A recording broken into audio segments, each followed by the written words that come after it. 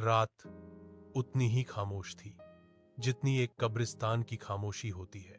गांव के बाहर फैले उस पुराने कब्रिस्तान के बारे में कहा जाता है, वहां की मिट्टी अब भी सांस लेती है और वहां की कब्रें सिर्फ पत्थर नहीं, जिंदा डर है।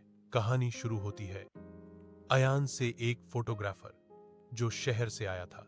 कहा जाता है अगर कोई रात के 12 बजे उस कब्रिस्तान में कैमरा लेकर जाए तो तस्वीरों में सिर्फ कब्रें नहीं और भी बहुत कुछ कैद हो जाता है।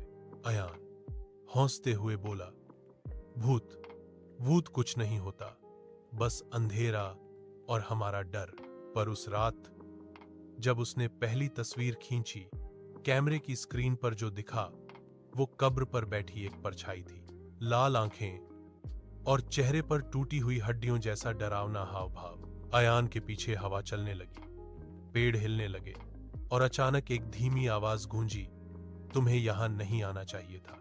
उसके कदम कांप उठे, लेकिन जिज्ञासा उसे भीतर ले गई, कब्रों की उस गली में जहां कोई इंसान कदम नहीं रखता। वहां एक टूटी हुई कब्र खुली थी, जैसे किसी ने अंदर से धक्का देकर पत्थर तोड़ दिया हो। और फिर मिट्टी से उठते हुए एक हाथ ने उसकी टॉर्च पकड़ ली। काले खून से लथपथ वो हाथ धीरे धीरे बाहर आया।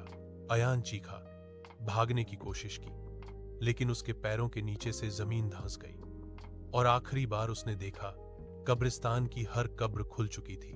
हर कब्र से कोई न कोई बाहर आ रहा था और सबकी नजरें सिर्फ उस पर थीं।